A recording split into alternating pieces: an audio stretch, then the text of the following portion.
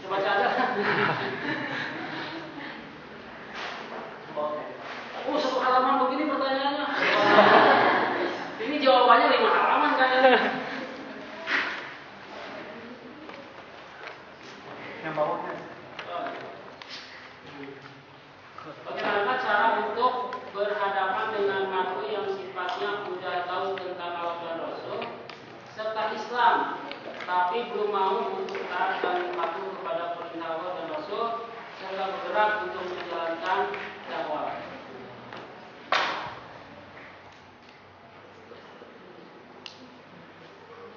Satu yang penting kita ingat dalam proses dakwah ini adalah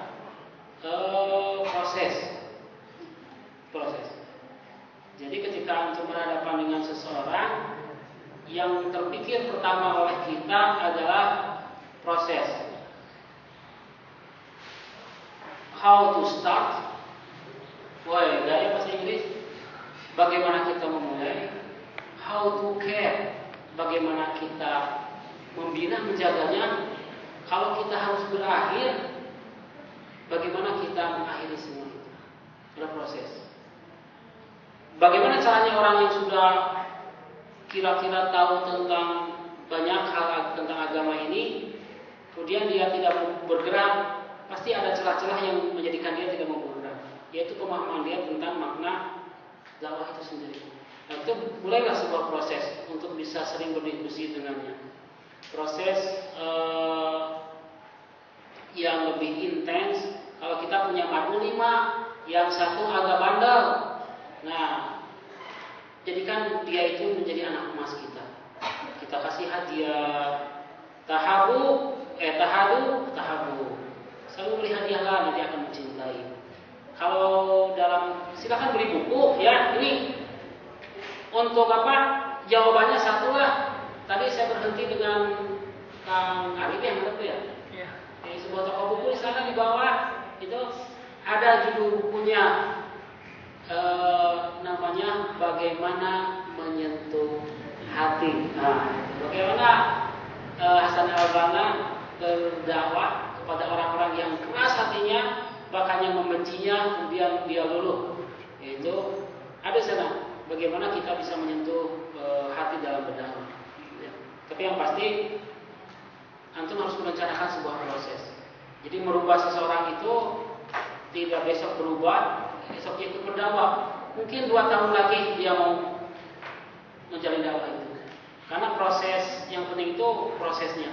Kalaupun dia akhirnya tidak berdakwah hari ini, saya yakin suatu saat nanti dia akan menjadi orang yang terbaik di jalan dakwah. Ketika kita telah melakukan banyak hal masukan kepada penonton itu. Ya, ada lagi? Satu lagi lah boleh. Bonus ini, ya.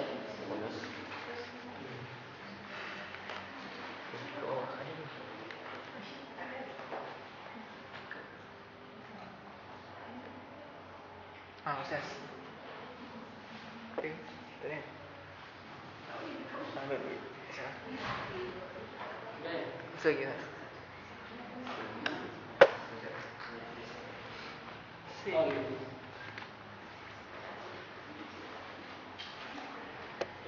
Jangan lupa juga dalam proses dakwah mengingat firman Allah Subhanahu wa taala, "Ya ayyuhalladzina amanu lima taquluna ma la taf'alun, kabura maqtan 'indallah an taqulu ma la taf'alun." Wahai orang beriman, mengapa engkau mengatakan sesuatu yang engkau tidak melakukan? Kabura maqtan 'indallah an taqulu ma la taf'alun. Besar kebencian di sisi Allah ketika kita mendakwahkan sesuatu padahal kita sendiri tidak pernah mengamalkannya. Maka itu juga jangan lupa dalam proses dakwah kita harus punya kesesuaian antara dakwah yang kita lakukan dengan amalan yang kita berbuat. Seperti orang nyuruh ke masjid, tapi kita tidak ke masjid, ya bagaimana orang mau ke masjid? Kita nyuruh ke masjid.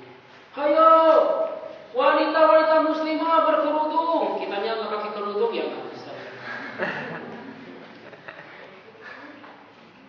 Ayo dakwah, kita nggak pernah dakwah, nggak pernah kelihatan yang mau ke masjid, nggak susah. Ustaz, apa Ustaz boleh katakan nasihat untuk orang yang merasakan belum bersedia untuk berdakwah tetapi terpilih untuk menjalankan kerja-kerja dakwah? Kau tanya saya. Gimana nih? Ini belum kortuduo ya, masih ekspit. Ustaz, apa Ustaz boleh katakan nasihat? Jadi boleh ya kita kasih nasihat ya untuk seseorang yang merasakan belum bersedia untuk berdakwah tapi terpilih untuk menjalankan kerja dakwah. Nasihatnya satu, katakan alhamdulillah, Allah telah memilih saya di jalan dakwah. Ketika kita tuh merasa belum pantas ya jadi ketua LDM, apa LDM teh? Liga, bukan liga, lembaga dakwah mahasiswa kan? Atau LDK di sini apa? LDK namanya? DKM. Oh DKM. Kalau tapi LDM kan ya ada LDM, ada LDK, ada DKM, biasanya beda-beda itu. Biasanya mah LDK, masalah lembaga dakwah kampus. Kita teh merasa belum pantas untuk apa? Menjadi kader. Tapi ternyata ada orang yang mengajak kita, bahkan memberikan satu posisi kepada kita untuk ikut kerja dakwah. Yang pertama katakan alhamdulillah, Allah berikan kesempatan saya untuk ikut bersama para kader betul. Yang kedua, meyakinkan diri ketika kita sudah berada di jalan dakwah, maka kita harus menyemangati diri untuk memberikan sebuah perbaikan dalam diri kita. Karena tanpa perbaikan itu kita akan kembali ke zaman jahiliyah. Oleh itu, walaupun teteh merasakan belum bersedia untuk berdakwah, tapi ternyata terpilih, ya azamkanlah. Itu sebuah karunia dari Allah untuk memberikan kesempatan pada kita menjadi bagian dari dakwah.